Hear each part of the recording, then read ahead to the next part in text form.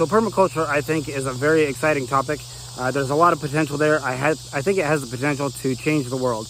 And I really mean that, because if everybody adopted these principles and working with nature and started producing abundance on their own land, and then you multiply that times 1,000, then times 1,000,000, you would see things that you never thought possible. But broadly speaking, permaculture is looking at the systems of nature and modeling our own systems on the farm to model how nature works and to increase fertility and increase abundance on the land. Now, there are three main ethics that guide permaculture. It's essentially care for the earth, care for people, and fair share. In other words, don't take more than you need, take what you need, but leave room for nature, leave room for other people. And there are 12 main principles that it goes by, broadly speaking. And these principles, they're interconnected. And even one example, you can connect many different principles. I'll put those up.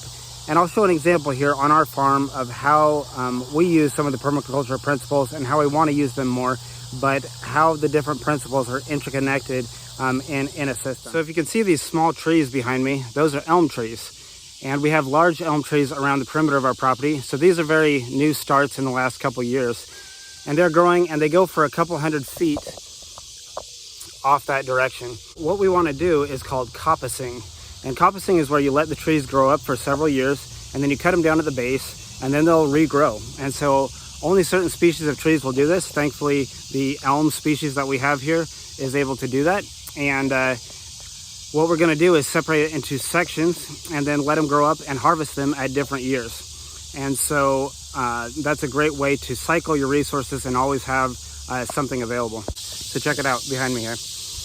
You could flip over basically any log that's been sitting on the ground for a while, and it'll turn white or yellow because it's being consumed by mycelium, by a fungus. And so different species of tree, I think this one was a black cherry that I'm showing you there. Different species of tree have different mushrooms that correspond to which ones grow the best around them. So whether it's an oak or hackberry or elm, certain species of mushrooms will grow better. So find the one that you want to grow and see if you've got those trees on your property. So even this simple example shows how the permaculture principles are connected. So we're using number 5, which is use renewable resources and solutions. That's our abundant wood source. And then we're converting it into food. So that's number 3, that's obtaining a yield.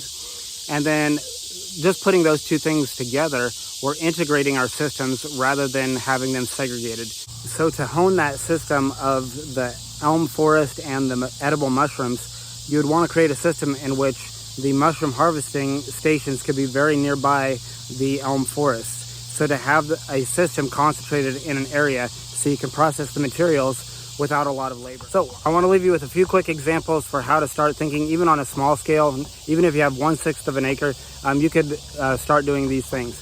So composting, it's very easy to learn how to compost, and that's a way of mimicking nature in that you're recycling materials, returning nutrients back into the earth, back into the nutrient cycle.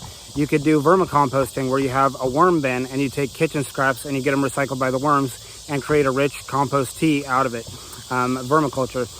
You could learn to divide up your property into zones. Even if you have a very small property, you could learn to divide it into zones and say, I'm going to grow herbs here, I'm going to have chickens here, I'm going to have this here, and you separate your property in zones that make sense.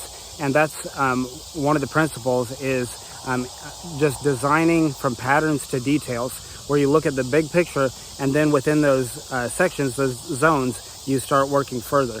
But there's all sorts of things you can do no matter where you are, but those are some ideas to help you get started. And permaculture is a topic that I'm going to keep coming back to just because it's a whole way of doing farming, a whole different way of agriculture, really, that's different than modern industrial agriculture.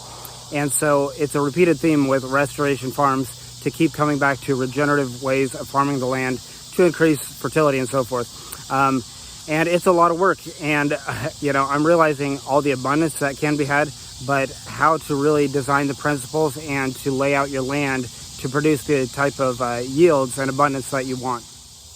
And if you've got questions for like, hey, I've got this much land and this is what my property looks like, what are some ideas? Do you have any ideas for me?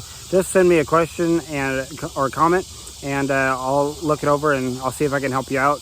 And it'd be interesting to see different situations that people have and how to apply it to their property. All right. As always, guys, thank you for watching. Have a good day.